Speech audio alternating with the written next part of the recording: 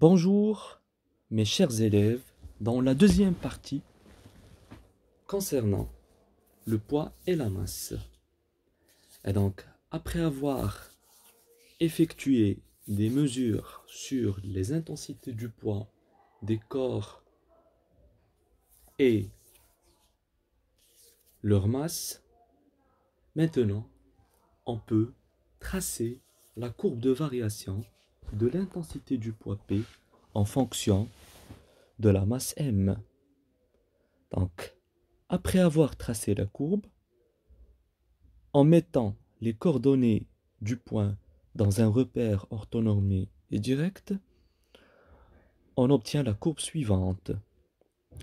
Donc, l'allure de la courbe est sous forme d'une droite qui passe par l'origine du repère, appelée en mathématiques une fonction linéaire, qui a pour équation caractéristique f de x est égal à a fois x.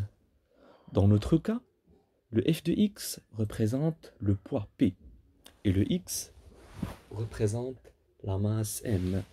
Et donc, on peut écrire P est égal à A fois M en remplaçant P par f de x, en remplaçant, f de x par P et x par M.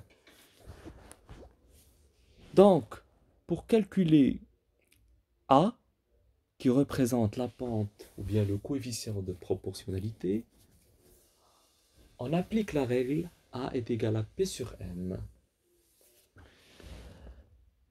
On peut même noter A, G. Et donc, on aura G est égal P sur M.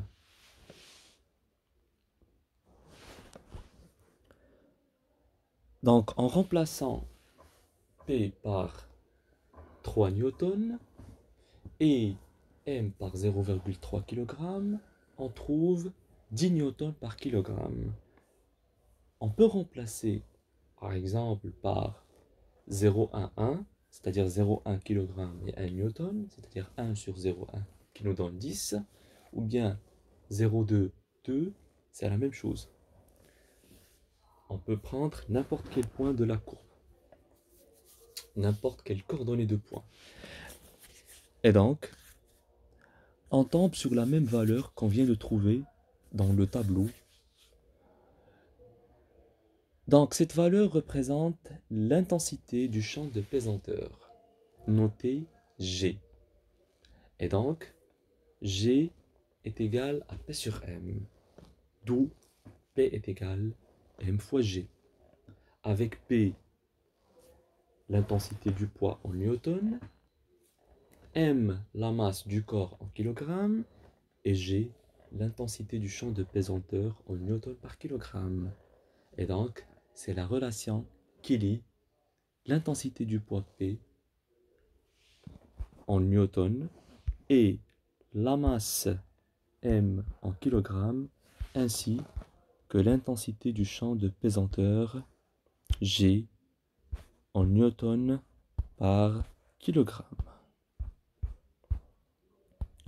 Donc, et on va finir le cours par des remarques. Donc,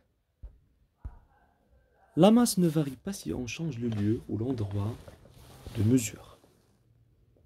On a dit ça, on a dit récemment que la masse est une grandeur qui est constante.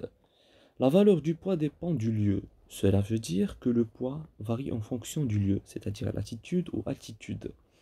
L'intensité de la pesanteur qu'on note G dépend aussi du lieu, c'est-à-dire altitude et latitude. Merci pour votre attention.